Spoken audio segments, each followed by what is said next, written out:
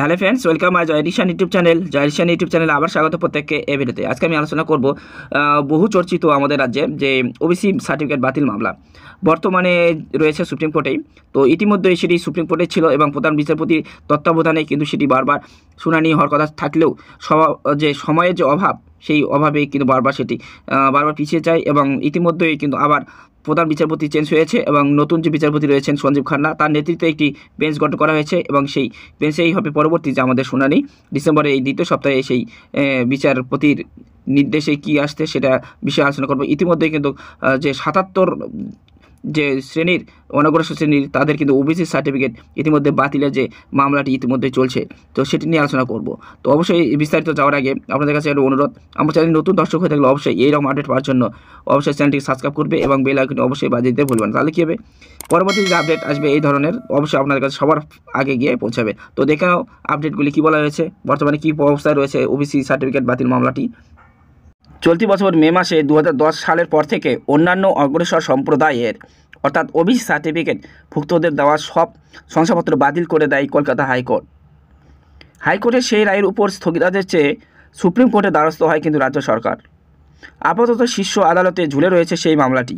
অর্থাৎ তাহলে বুঝতেই পারছো যে 2010 সাল থেকে শুরু করে যত অগ্রসর শ্রেণী সম্প্রদায়ভুক্ত যারা ওবিসি সার্টিফিকেট পেয়েছেন তাদের প্রত্যেকের কিন্তু সেখানে 77 ধরনের যে শ্রেণী অনগ্রসর শ্রেণী রয়েছেন এবং 77 ধরনের ওবিসি সার্টিফিকেটের কিন্তু এটি নির্দেশ দেওয়া হয়েছিল কলকাতা হাইকোর্টে।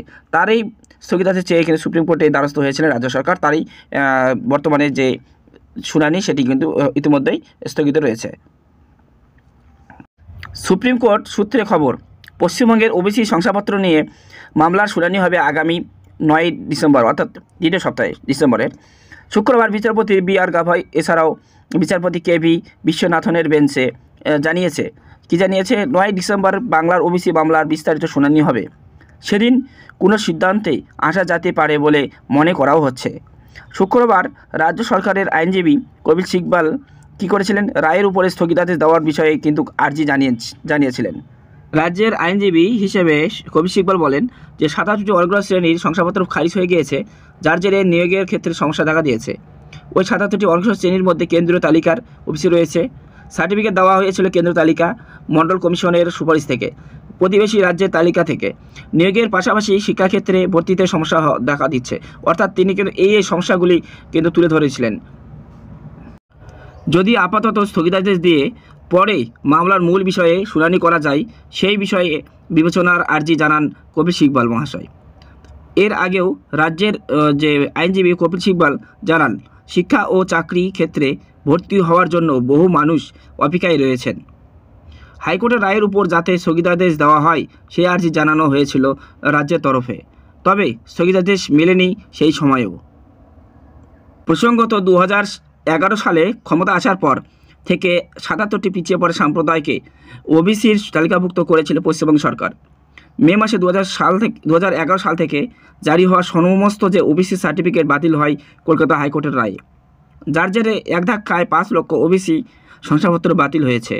উচ্চ আদালতের সেই রায়ের বিরোধিতা করে শীর্ষ আদালতের দরবারে যায় কিন্তু রাজ্য সরকার। সেই মামলাই চলছে বর্তমানে সুপ্রিম কোর্টে। তো ইতিমধ্যেই কিন্তু এই মামলাটি বিচারাধীন রয়েছে। প্রধান বিচারপতি যেহেতু এটি অন্যান্য বেঞ্চে সেটি দিয়েছে, তার বেঞ্চে সেটি পরবর্তী যে 9 তারিখ সেটি কিন্তু শুনানি একটু হতে চলেছে। তো সেখানে দেখা আমাদের অবশ্যই সেটি কী হয় এবং প্রধান বিচারপতি থেকে বর্তমানে যেটি রয়েছে এখন BR গাভাই স্যার এছাড়াও বিচারপতি রয়েছেন KV বিশ্বনাথন বেঞ্চে। তো অবশ্যই সেটি আমরা দেখতে পাবো পরবর্তী শুনানিতে, আশা করা যায়। তো পরবর্তীতে কী হয়ে আসছে এবং কী রায় আসতে চলেছে, অবশ্যই শুনানি হচ্ছে কি না সেই বিষয় নিয়ে অবশ্যই আপনাদেরকে আপডেট আমি জানাবো। তো আমার চ্যানেল নতুন দর্শক হয়ে থাকলে এইরকম আপডেট পাওয়ার জন্য অবশ্যই চ্যানেল সাবস্ক্রাইব করবে এবং বেল আইকনটি অবশ্যই বাজিয়ে যাবে। তাহলে কি পরবর্তী যে আপডেট সবার আগে আপনাদের কাছে গিয়ে পৌঁছাবে। তো দেখার পরে ভিডিও, ততক্ষণে এই পর্যন্তই আজকের মতো।